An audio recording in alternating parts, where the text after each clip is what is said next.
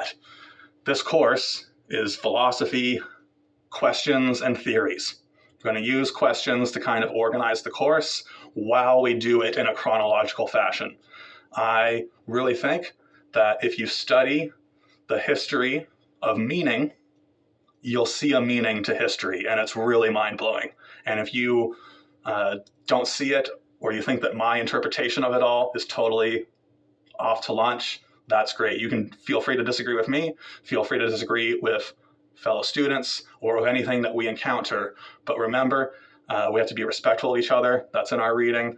And in philosophy, you have to take new ideas that you either don't understand or don't agree with. And first, you have to understand those ideas on their own terms. You could say, I disagree with it, but I understand why others would agree with it and even base a whole life on it. That's a big part of philosophy. Okay, so we can have lots of differences. Usually differences are just a cool exchange of ideas. I don't think we're really going to have any, intense debates, but when there are debates, there's rules to it, and we show respect for each other, and that's that. Okay, but having said that, we're going through chronologically from the earliest philosophy to philosophy today, and there's key questions that we use to organize that. Okay, so I've tried this a few times. Let's see how I do from pure memory. Big questions for each era of philosophy. From the earliest to today, go. All right, so what they call the pre-Socratics, the earliest people who did what we call philosophy, into what they call the Golden Age, classical Greek and classical Roman philosophy, especially Greek. The key questions that we're going to use to get onto the same page and then explore together is, what is the nature of the world? Why are things around us the way they are and not something totally different that we can conceive of in our imagination? Okay, what is the nature of the world? Is there such thing as cause and effect? Do the patterns in the world lead to deeper meanings that can explain reality and sort of bring us to a higher state of life, state of being? Okay, those are the first group of questions. What is the nature of the world? Is there cause? Do patterns lead to deeper truths? Then sort of from the Golden Age, they say, into the early Middle Ages. We'll call it the second or the third age. I like doing it in numbers. After that, you have, especially with the Romans and the ancient Roman world, and you see it in other parts of the world as well, the key question becomes, what is a good life? And how do you live a good life? How can you be happy? What is truly good? If we go through truth, goodness, beauty, it's kind of like they started in pre-Socratics with truth, and then in the ancient world going into the early Middle Ages, what is good and how do you live a good life became the key question. All right, some really fascinating things come up in how to live a good life. Okay, matters of pain and pleasure. Is there anything beyond pain and pleasure?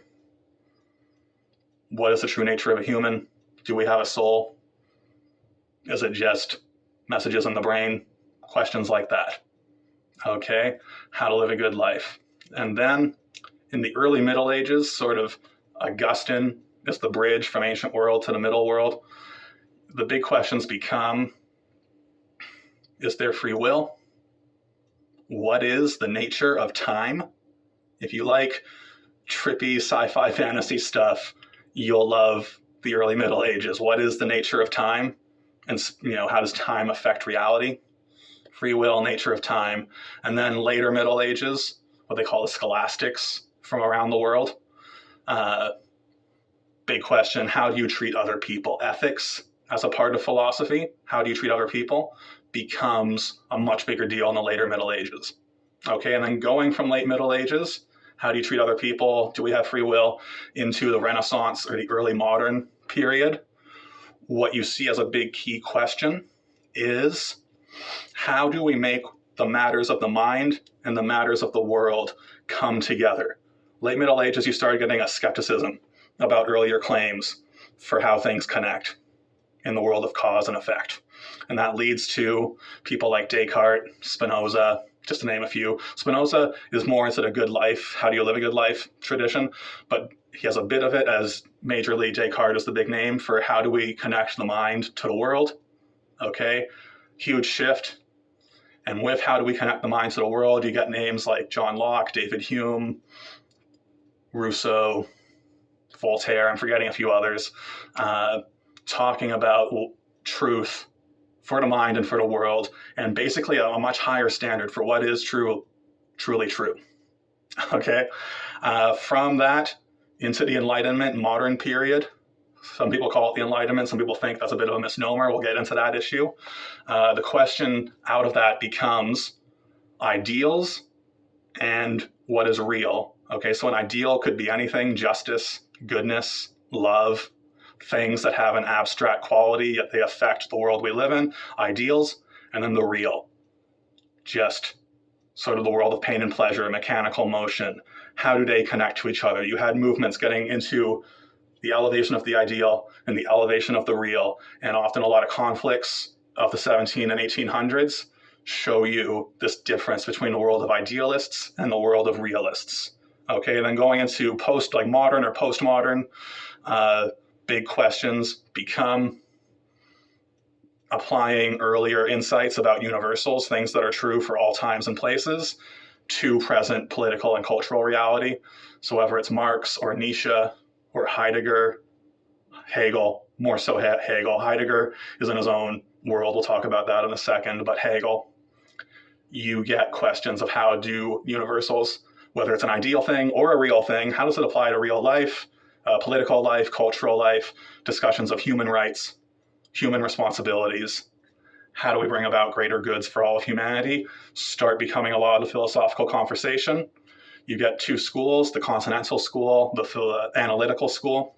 All right, Continental is more from the idealists and the romantic abstract people.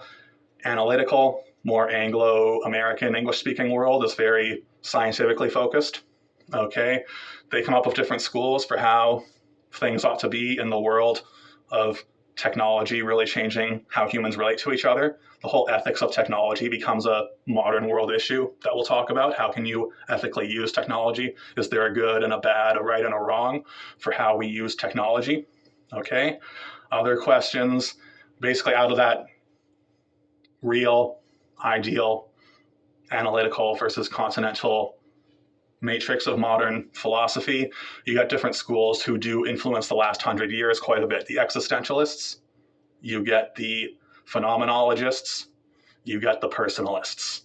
I'm already running a bit, so I'm not going to go deep on what those three say, but they have really cool questions that they look at.